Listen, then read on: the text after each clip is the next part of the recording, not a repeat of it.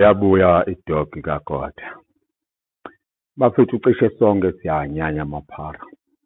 Safuna la hambe khona. Ngcolile, ayantshontsha, adla ama-drugs and so forth. Cishe futhi sonke siyanyanya ama-alcoholic, ikakhulu emindenini yethu. Because they bring destruction, amosha imali, balimaza impahla yethu, they use money.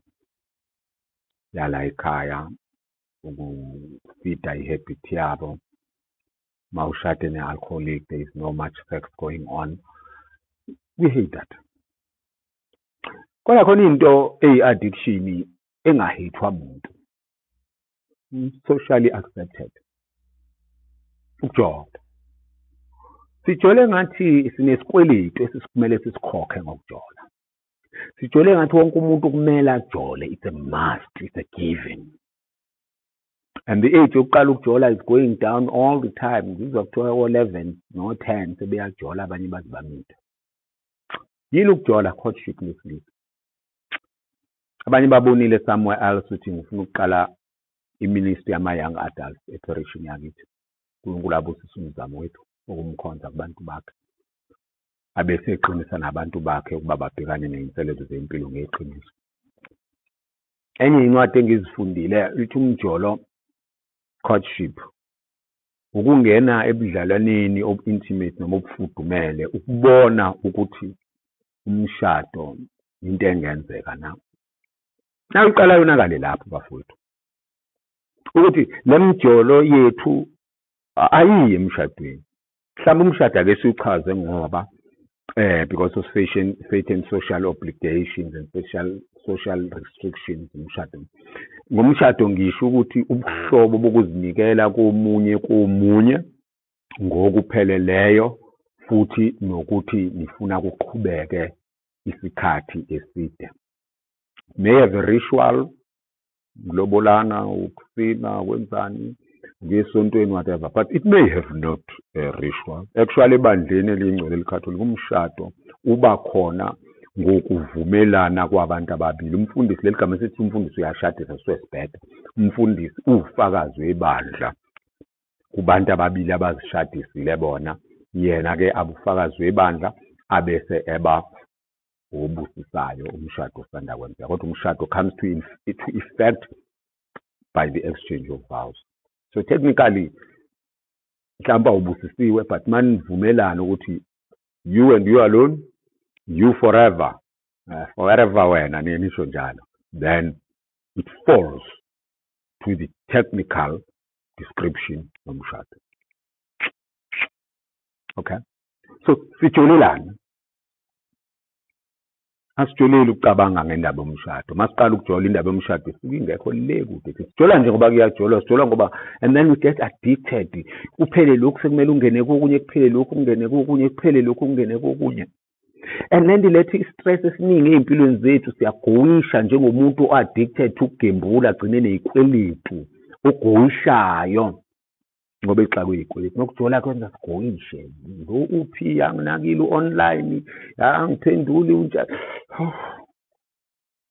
But hayi singena khona uphume ngala kade kushisa uphinde uyongena kwenye indawo eshisayo uhlabekisa nalo ngala. Siqhubekeke kulokujola kwethu futhi asijoli nje ukuthi siyahamba siyodla siyawalka we talk whatever. Simane singene nasocansini.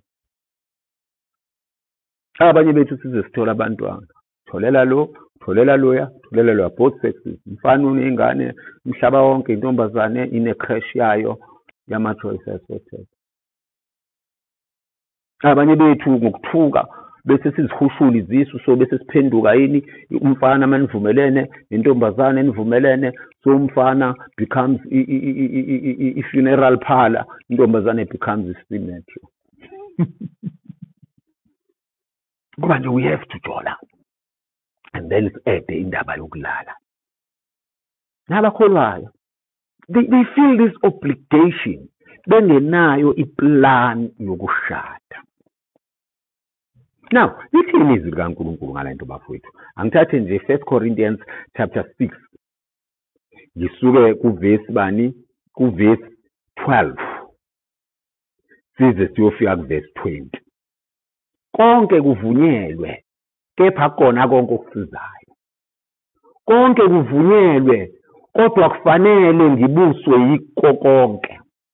Ukudla kwesisu nesisu singesokudla, kodwa uNkulunkulu uyakushabalalisa kokubili. Phela umzimba usibo noma usiyo obufebe ungowenkosi, nenkosi ngeyomzimba. uNkulunkulu wayivusa inkosi, kanjalo nemizimba uyakuyivusa ngamandla akhe. Kepha nazi ukuthi imizimba yenu izithelo zikaKristu, izitho zikaKristu. Pho ngizithatha kanjani izitho zikaKristu ngizenze izitho zesifebe na? Qhana kanye. Anazini ukuthi usihlanganisa nesifebe kuba mzimba munye naso na? Phela kulothi uthi labo bobabili bayabanyamana. Kepha ukuhlanganisa nenkosi uyakuba moya naye. Ngakho ke balekelana ubufebe.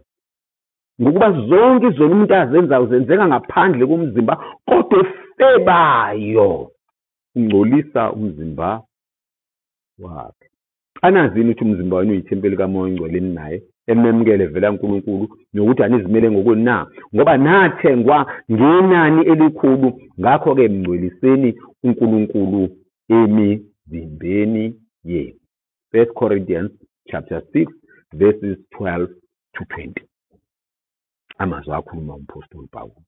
Bathuka kabanye ngegama lolufebe, ngisho ngifundwe esontweni baye balithula. Cha yilona mfowethu.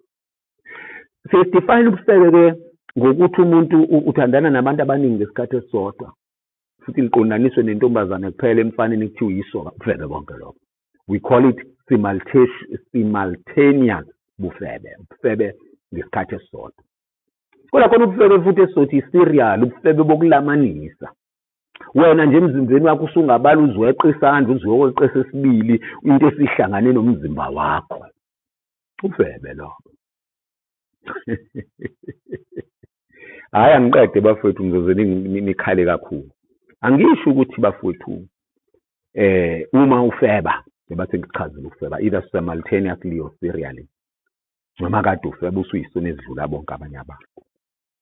Kodwa into engicasulayo nengicabanga ukuthi iyamcasula uNkulunkulu ukwenze ngathi kuyisikoleti ukuthi kumele sifebe, ukwenze ngathi into right ukuthi kumele sifebe singabi namahloni. Hayi sengamshiya lo senginomunye, ngicela uku-introduce uSibaroni omusha, ngicela uku-introduce uSikwiza wena. Hayi bosifebe